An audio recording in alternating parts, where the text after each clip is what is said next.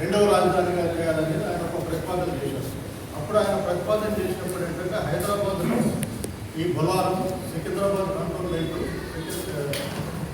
Malkajgiri area ఒక 3 ప్రాంతాలు మాత్రమే అతను ఈ సెకండ్ రాజధానిగా ప్రతిపాదించాడు. కానీ తెలంగాణ మొత్తాన్ని కూడా ఆయన రెండవ రాజధానిగా ప్రతిపాదించలేదు.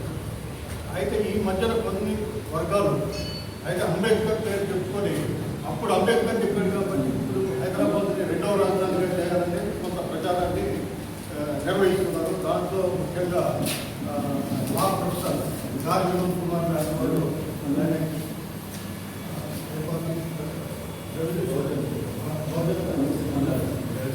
పార్టీలో రిపబ్లికన్ పార్టీ ఆఫ్ ఇండియా ఆయన ప్రెసిడెంట్. ఆయన ఇప్పుడు ఈ అంశం మీద సౌత్ ఇండియా ఫెడరేషన్ అనే దాంట్లో ఇక్కడ ఈ రెండవ రాజధాని చేయాలని ఆయన అప్పుడప్పుడు ఈ ప్రెస్ కాన్ఫరెన్స్ పెడుతున్నారు. అన్నిటికంటే ముఖ్యమైనదంటే ఈ విద్యాసాగర్ రావు మాజీ కేంద్ర మంత్రి ఎవరైతే ఉన్నారో ఆయన ఒక వీడియోలో మాట్లాడుతూ ఏమంటే దీన్ని అంబేద్కర్ చెప్పినట్టు బట్టి హైదరాబాద్ని రెండవ రాజధానిగా చేయాలని ఆయన డిమాండ్ చేశాడు. ఆయన డిమాండ్ చేయడం కాకుండా ఖర్చు కూడా అంటే ఇప్పుడు బీజేపీ యొక్క వైఖరి తెలంగాణ పట్ల ఎట్లా ఉంది, ఇప్పుడు అట్లనే ఆంధ్రాలో ఉన్న జగన్ కానివ్వండి లేకపోతే ఈ చంద్రబాబు యొక్క వైఖరి తెలంగాణ పట్ల ఎట్లా ఉందనేది మనం ఒకసారి పరిశీలించినట్లయితే మేము ఎందుకు ఈ విషయాన్ని ప్రజలకు తీసుకుపోవాలనుకుంటున్నామో అర్థం. ముఖ్యంగా కేంద్ర ప్రభుత్వంలో ఉన్న ఇప్పుడు ఈ మోడీ ఎవరైతే ఉన్నారో మోడీ ప్రతి బిజినెస్ కూడా యాంటీ తెలంగాణ. ఎందుకు తెలంగాణ అంటే తెలంగాణని విభజించేటప్పుడు తల్లిని చంపి బిడ్డను బ్రతికించడం ఒకటేసారి ఏంటంటేమో ఏదో సందర్భంలో అన్నట్టు మనం గమనించవచ్చు, కానీ పదే పదే దాన్ని ఉచ్చరిస్తాం.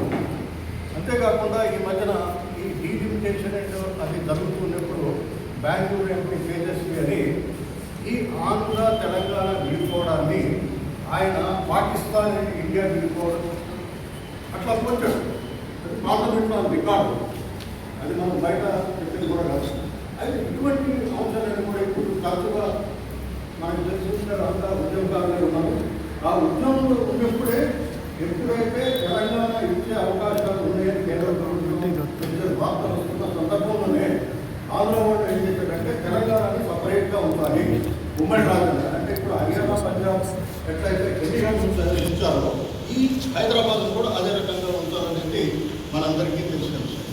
అది అప్పుడు తెలంగాణ ప్రజలు చాలా తీవ్రంగా వ్యతిరేకించబట్టి ఉద్యమం ప్రభావం ఎక్కువగా ఉండబట్టిందంటే ఆ కేంద్ర ప్రభుత్వం అప్పుడు కూడుకోలేకపోయింది.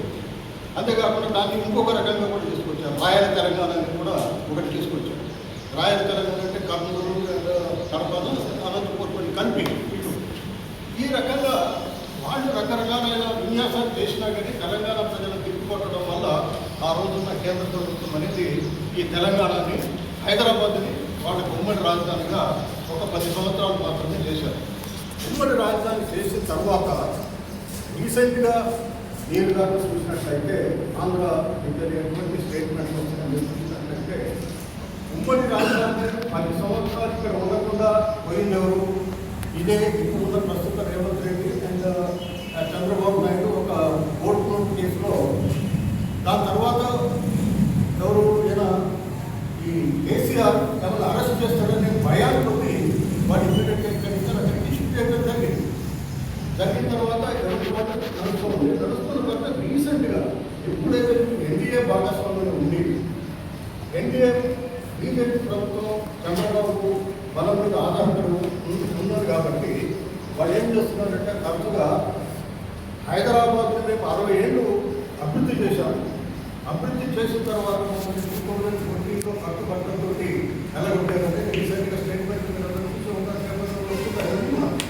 అట్లే చంద్రబాబు అదే అంటున్నాడు. రీసెంట్గా పవన్ కళ్యాణ్ కూడా విషయం ఏమైనా కానీ పొలిటికల్గా కలుపుకున్నట్టయితే ఆయన ఇక్కడికి వచ్చి తెలంగాణని జాగీర్ కాదని తెలంగాణ అస్తిత్వం అనేది ఆయన ప్రాంతీయవాదంతో కోరుస్తున్నాడు. అంటే ప్రాంతీయవాదం వేరు, అస్తిత్వం వేరు అనేది కూడా వీళ్ళకి తెలియకపోవడం అనేది చాలా విధానం.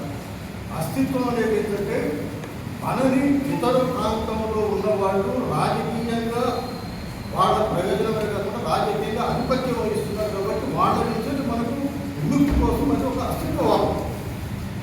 ప్రాంతీయవాదం అంటే ఏంటి? ఈ దేశం నుంచి విడిపోతామనో లేకపోతే ఇంకో రకంగా ఈ దేశానికి వ్యతిరేకంగా మనం పనిచేస్తే అది ప్రాంతీయవాదం. అతని ప్రాంతీయవాదానికి అస్తిత్వవాదానికి తేడా తెలియకుండా కూడా ఈ మధ్య మాట్లాడుతున్నారు. అంతేకాకుండా ఎందుకు ఇంత మీరు ఈ విషయాన్ని ఎంచుకున్నారంటే నేను చెప్పేది ఏంటంటే ఇప్పుడు 1953 లోపల ఎప్పుడైతే మద్రాసు నుంచి వీళ్ళు ఆంధ్ర వాళ్ళు విడిపోయారు కదా, విడిపోయిన తర్వాత ఏం చేసిన దాని తర్వాత తెలంగాణను కలుసుకున్నారు. ఎట్లా కలిగారు? అప్పుడు ఫెడరల్ కమిషన్ ఉంది, స్టేట్స్ రీఆర్గనైజేషన్ కమిటీ ఏం చెప్పింది, 1961లో ఎన్నికైన శాసనసభ్యుల లోపల 2/300 మంది అంగీకరిస్తేనే దీన్ని ఆంధ్రప్రదేశ్లో కలపాలి తప్ప లేకపోతే కలుపుకుంటాం. కానీ అప్పటికే అక్కడ ఉండే ఆంధ్రప్రదేశ్ నాయకత్వాన్ని మీరు తెలంగాణ నాయకత్వాన్ని వచ్చినట్లయితే తెలంగాణ నాయకత్వానికి కేంద్ర నాయకత్వం యొక్క పరిచయాలు చాలా తక్కువ. అక్కడ పెద్దవాడ గోపాల కృష్ణారెడ్డి, సంజయ్ రెడ్డి, వాళ్ళ గోపాల కృష్ణ ఇటువంటి వాళ్ళందరూ ఆచార్యంగా ఇటువంటి కూడా గాంధీ నెహ్రూ బాగా విస్తృత సంబంధాలు ఉన్నవాళ్ళు. అంటే సెకండ్ రీఆర్గనైజేషన్ కమిటీ కాదని, అది ఇచ్చిన రికమెండేషన్ కాదని వాళ్ళు తెలంగాణ ఆంధ్రలో కలిపారు. ఇప్పుడు కూడా ఇప్పుడు జగన్కి కానీ చంద్రబాబు కానీ లేకపోతే పవన్ కళ్యాణ్కి మోడీ అమిత్ షాతో ఉన్న రిలేషన్స్ తెలంగాణ లోపల ఇక్కడ బీజేపీ నాయకులు కూడా అంత వెయిట్ చేయడం. అందువల్ల ఇక్కడ రేపు ఇదే సిచ్యువేషన్ దాకా వస్తే ఇక్కడ బీజేపీ వాళ్ళు దాన్ని వ్యతిరేకించి పార్టీని వ్యతిరేకించి వాళ్ళు నిలబడతారనేది కూడా మన కష్టమైన పని. ఇప్పుడు రేవంత్ రెడ్డి ప్రభుత్వం కూడా మనం చూసినట్లయితే ఈ ప్రభుత్వం అనేది ఒక సింగిల్ ప్రభుత్వంగా అనుకోవడానికి వీల్లేదు. దీంట్లో బాబు గారి మనుషులు ఉంటారు, జగన్ గారి మనుషులు ఉంటారు. ఇప్పుడు కాంగ్రెస్ పార్టీలో కూడా ఎట్లా ఉందంటే ఇది తెలంగాణ కాంగ్రెస్ అంటే ఓల్డ్ కాంగ్రెస్ అంటే తెలుగుదేశం కాంగ్రెస్ లాగా రకరకాల విషయాలు మనకు వస్తున్నాయి. అందువల్ల మనము వాటిని అంటే ఇప్పుడున్న ప్రభుత్వం కానీ ఇప్పుడు రీసెంట్గా మీరు చూసినట్లయితే ఈ తెలంగాణ రవీంద్ర భారత్ అనేది it is the cultural centre of the Telangana.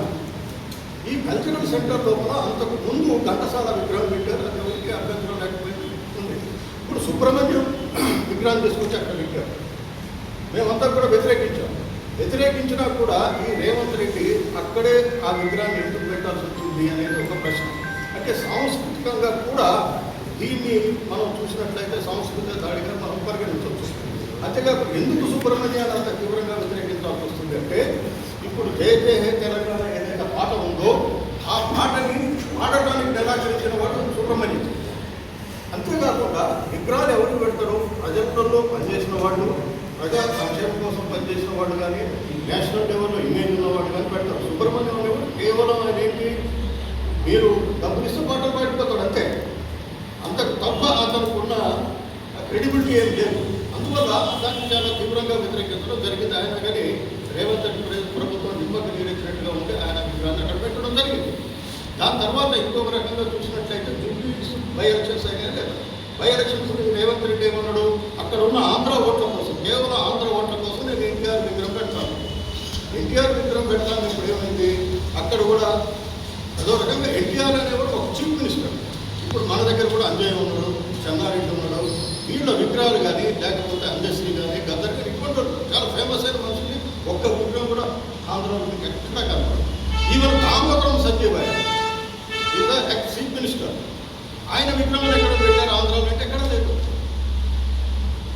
అందువల్ల ఈ విగ్రహం పెట్టిన తర్వాత మేము వివిధ పార్టీలు కూడా అడగడం జరిగితే బీఆర్ఎస్ కేటీఆర్ ఏం మాట్లాడతారంటే ఆయన చిన్న విగ్రహం పెట్టాడు, మేము చాలా పెద్ద విగ్రహం పెట్టామని చెప్పారు. అంటే నేను అనేది ఏంటంటే కేవలం ఈ ప్రాంతంలో ఉన్న ఆంధ్ర వాళ్ళ ఓట్ల కోసమే వీళ్ళు విన్యాసాలు చేస్తున్నారు తప్ప తెలంగాణ ప్రజల యొక్క ఆకాంక్ష ఏంటి, తెలంగాణ ప్రజల ఆలోచన ఏంటి, సాంస్కృతిక ఆలోచన ఏంటి అనేది వీళ్ళకి పట్టింపు లేదు. అందువల్లనే ఇది ఎప్పుడైనా సరే ఈ హైదరాబాద్ని యూనిటీ చేయడానికి అవకాశాలు ఉన్నాయనేది మా అవగాహన బేసిక్. ఇంకోటి ఏంటంటే ఈ మధ్యన ఓఆర్ఆర్ ఏదైతే ఉందో ఔటర్ రింగ్ రోడ్ లోపల ఏదైతే ఉంటుందో దాంట్లో 23 మున్సిపాలిటీస్ 4 కార్పొరేషన్లు కలిపి మొత్తం 3 మెగా కార్పొరేషన్ చేశాడు. దీన్ని ఔటర్ రింగ్ రోడ్ లోపల ఉండే ఏదైతే ఉందో అది మొత్తం కూడా ఇప్పుడు మీరు కానీ చూసుకున్నట్లయితే 4 జిల్లాలుగా ఉంటుంది ఎక్కువగా.